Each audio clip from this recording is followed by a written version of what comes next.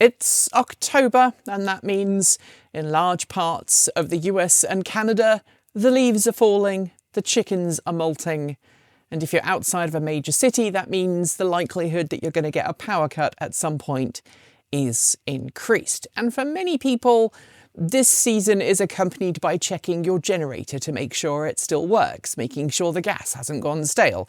But if you have an EV, then you have a different option. Like I do, here at my home in the foothills of the Coast Range west of Portland, Oregon.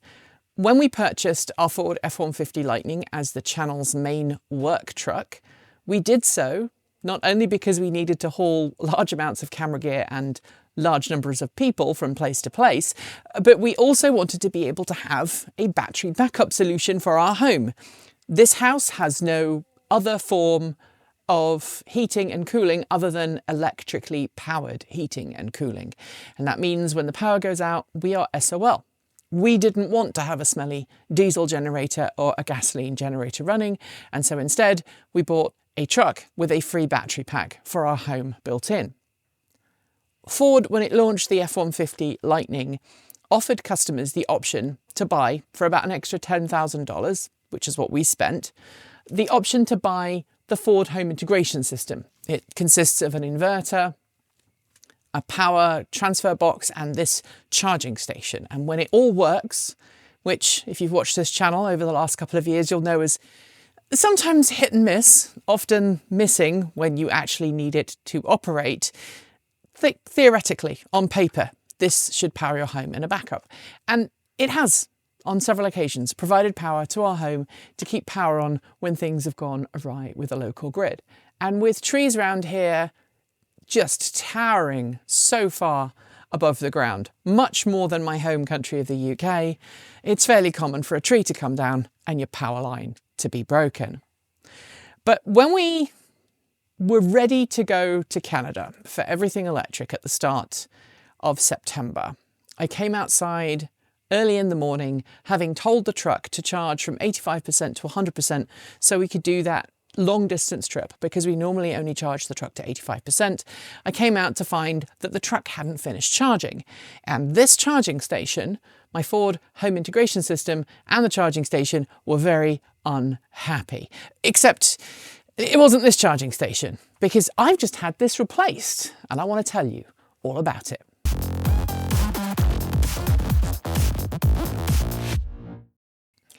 So, as I said a second ago, we came outside and the truck wasn't charging, and there was an orange error light on the Ford Charge Station Pro.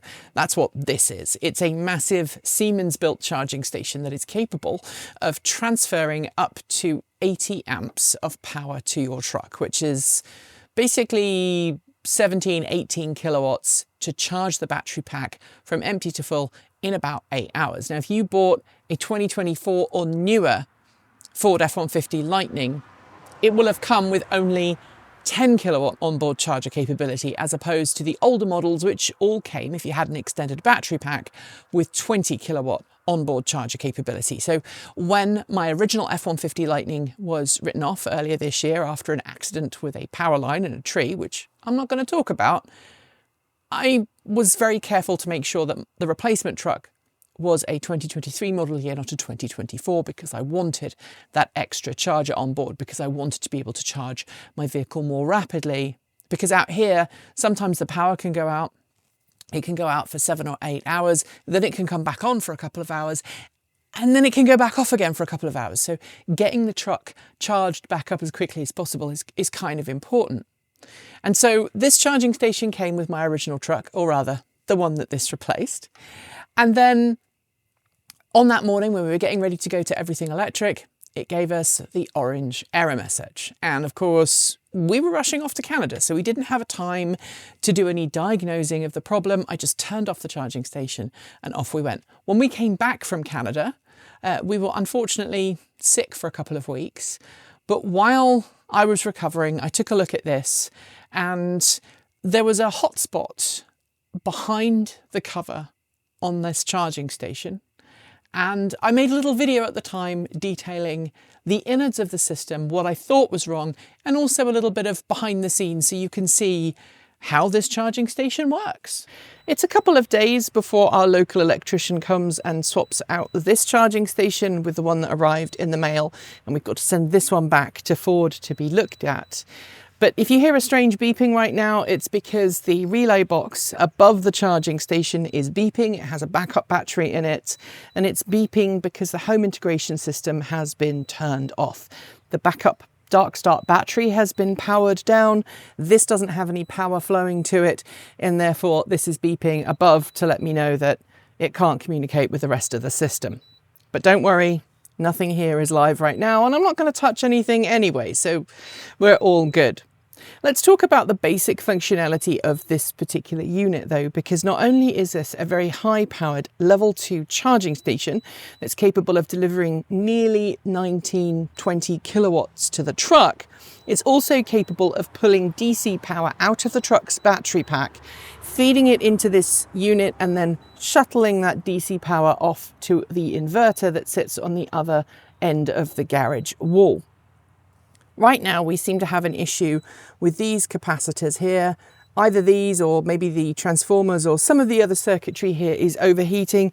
There's a horrible noise when it's turned on, and I suspect that one of these components in this area has failed, because if you put your hand over the unit, when the unit is actually all put back together and turned on, there's some excess heat coming from that, and according to my home energy monitoring system, it's also consuming a little bit more power than it ought. But anyway, let's show where the power goes and where it comes in. The mains DC power for the unit comes in through this pair of cables here, and obviously there's also an earth cable here. The green one that you see is tied to the home's earth system. Now, these are quite chunky because they're delivering up to 80 amps to the truck. And as a side, up here, this little thing here allows you to reduce the current that the charging station will put out. So if you want to install this in a location where you don't have access to the full 80 amps and you don't have room for a 100 amp breaker in order to be compliant with electrical law in the US, you can actually turn this little dial here and tell the charging station to not pull more current than the breaker is rated for. Right now, because we've got a 100 amp circuit, this is set to the maximum allowable current. You've got these two big chunky relays here which engage and deliver power to the truck. And the power goes down through these cables here. This red and this black cable here deliver the AC power to the truck. Now, with any charging station, there's always going to be some very basic rudimentary conversations that go on between the charging station and the vehicle. And the control and the pilot cables come up here to this little breakout point there on the board. That allows the charging station and the truck to ensure that all the safety tests have been passed before the charging process starts.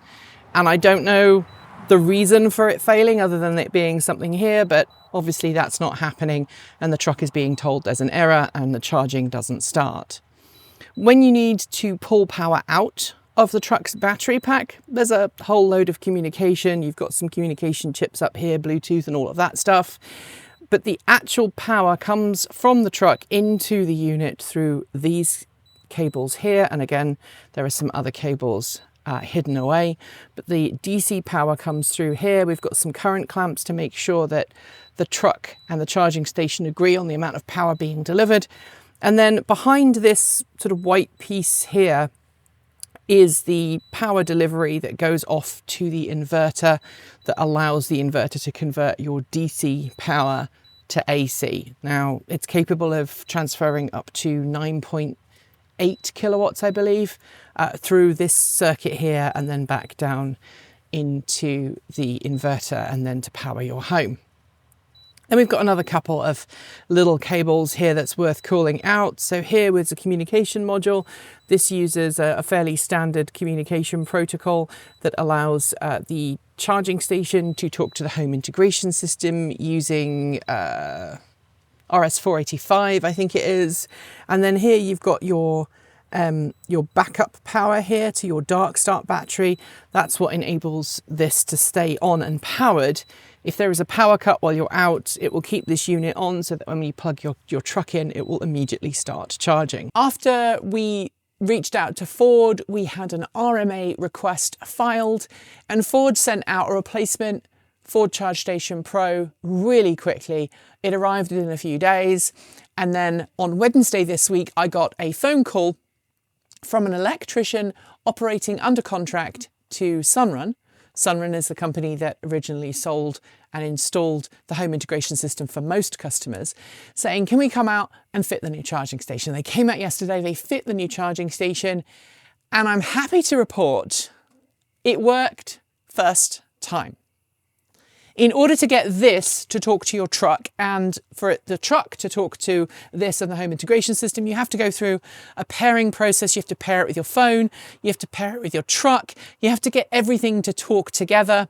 And at the end of that process, which happened first time, which has never happened before, normally it takes a couple of hours to get the setup process working, because I've actually had 3 of these units now. This is the 3rd one. The first one had a problem and Ford replaced that after a few weeks. The second one was fine, and then the relay or the capacitor started misbehaving and the overheating I just talked about.